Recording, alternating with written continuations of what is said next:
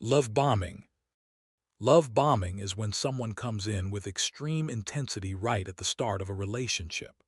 We're talking non-stop texting from morning to night, surprise gifts for no reason, calling you their soulmate after 2 weeks, and already talking about moving in or planning vacations together. In the moment, it feels incredible. Your brain is flooded with dopamine, and it genuinely seems like you found that rare, movie-type connection where everything just clicks instantly. They make you feel chosen, special, like you're the only person in the world. But the speed is the biggest red flag. Real intimacy and trust take time to build. Love bombing skips all that and manufactures a fake sense of closeness in weeks that should take months or years. By overwhelming you with affection and attention, they make you emotionally dependent on them before you've even had a chance to see their real personality or flaws. Your entire mood starts revolving around their texts, their calls, and their validation. Then the shift happens. Once they know you're hooked and emotionally invested, the affection slows down or disappears completely. The calls get shorter, the compliments stop, and you're left confused and desperate to get back to that honeymoon phase. You start compromising your boundaries and walking on eggshells just to feel that high again. That's the real goal, not love, but control disguised as passion and romance. Guilt tripping. Guilt tripping is emotional blackmail dressed up as hurt feelings. It's when someone makes you responsible for their emotions so you'll do exactly what they want. They'll say things like, "Wow, after all I've done for you," or hit you with the sad eyes and "I guess I expected too much from you." Sometimes they don't even use words, they just sigh heavily, sulk around the house, or give you the cold "I'm fine" treatment when you know they're not. The point is to make you so uncomfortable with guilt that you give in to keep the peace. You cancel plans with friends because they seem upset. You say yes when you want to say no. And you apologize even when you didn't do anything wrong. All because the weight of their disappointment or anger feels worse than betraying yourself and your own needs. Over time, you get conditioned. You start avoiding conflict because you know what's coming. You self-censor, people-please, and walk on eggshells just to keep them happy. And that's exactly how they want it, a partner who's easy to manage because guilt keeps you in line. Your decisions stop being about what you want and start being about avoiding their emotional punishment. Gaslighting. Gaslighting is a slow burn that messes with your grip on reality, and it's one of the most damaging tactics out there. It starts small and deniable. You bring up something they said last Tuesday and they go, "I never said that. You're making things up." You show them proof in a text, and suddenly you're the problem for not letting things go or being too sensitive and dramatic. Do that enough times and your brain starts to glitch. You question your memory constantly. You wonder if maybe you are overreacting or remembering things wrong. You stop trusting your gut because every time you speak up, your version of events gets denied, twisted, or minimized. That self-doubt is the entire strategy. If you can't trust yourself, you have to trust them. Once you don't trust your own mind, you start relying on them to tell you what's real and what is. They become the narrator of your life, and you're just a character in their story. That's when they have full control, not just over the relationship, but over your perception of yourself and the world itself. It's psychological erosion. Breadcrumbing. Breadcrumbing is keeping you on the hook with the absolute bare minimum of effort. Think random miss you texts after weeks of silence, liking your Instagram pics from 3 weeks ago, or replying to your story with a fire emoji, then disappearing again for days. They never make real plans. They dodge serious talks about what are we, but they drop just enough attention to keep you hoping for more. Your brain hates unfinished stories and open loops, so those little crumbs keep you invested. Maybe they're just busy with work. Maybe this time they actually mean it. So you wait. You stay available and emotionally open.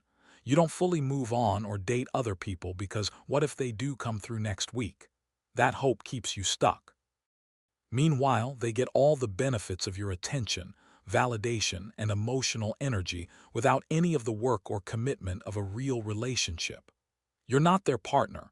You're their backup plan, their ego boost, their safety net. They keep you around for validation, while you're stuck in limbo waiting for something that's never actually coming. Triangulation.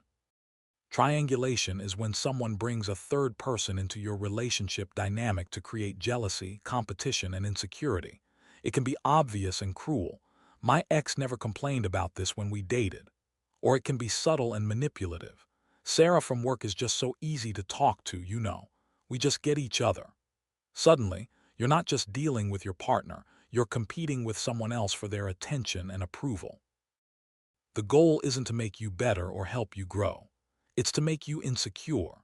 When you're worried about measuring up to an ex, a coworker, a friend, or even a random stranger, you're too distracted and anxious to notice their red flags and toxic behavior. You spend all your energy trying to win them back or prove your worth, even though you never lost them. That competition shifts all the power to them. You become the one auditioning for a role you already thought you had in their life. And while you're busy fighting a ghost or comparing yourself to someone else, they get to avoid accountability and keep you chasing their approval instead of questioning their actions. Negging. Negging is an insult wrapped in a compliment, and it's designed to knock your confidence down a peg or two. You're pretty smart for a girl. I love that you're confident enough to wear that outfit most people couldn't pull it off. You're cute when you're not trying too hard.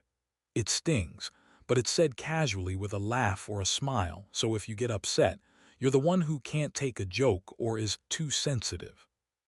That confusion is intentional and calculated.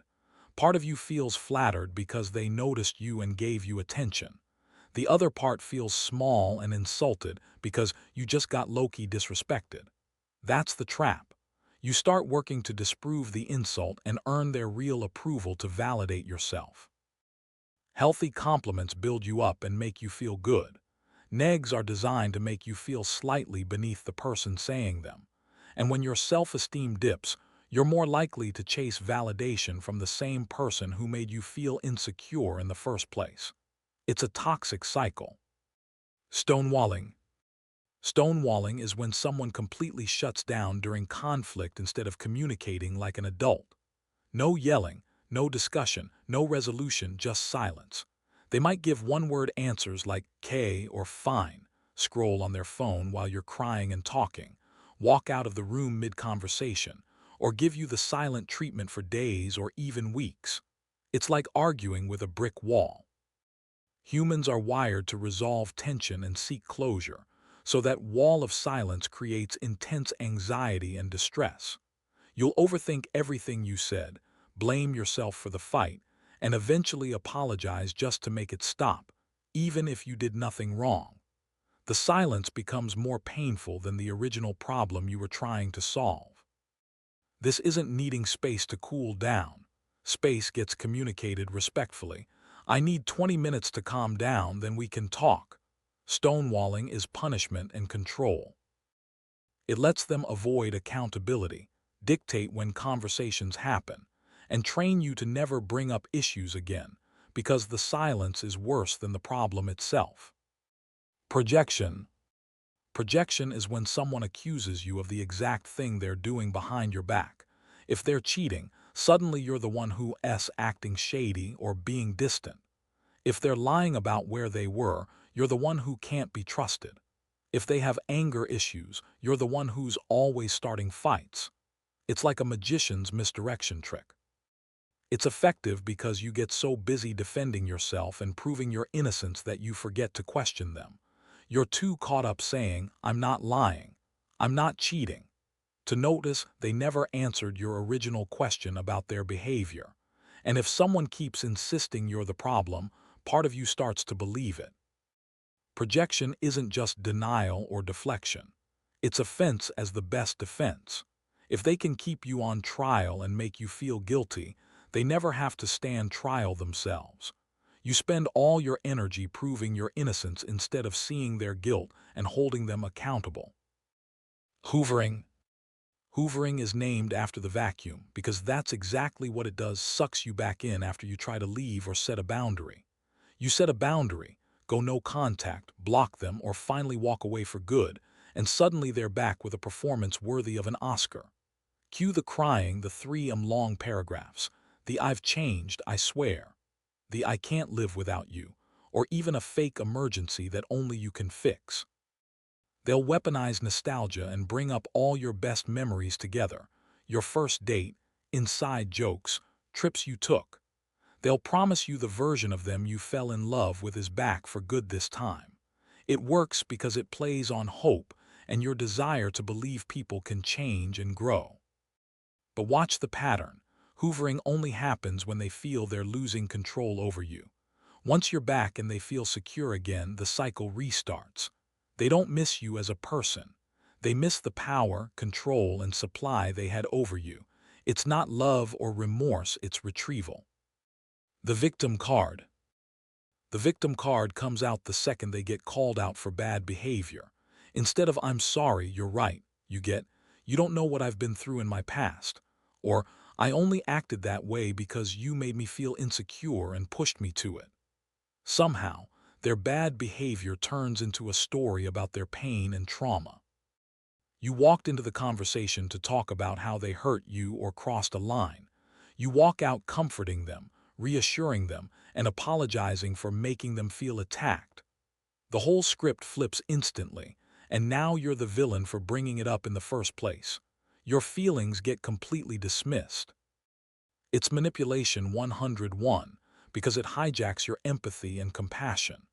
You stop bringing up issues altogether because you know you'll leave feeling guilty and like the bad guy. Playing the victim lets them dodge accountability and keeps them from ever being the bad guy, even when they clearly are. It's a get out of jail free card. If you've enjoyed this video so far, don't forget to give a like and share to others as well. Peace out.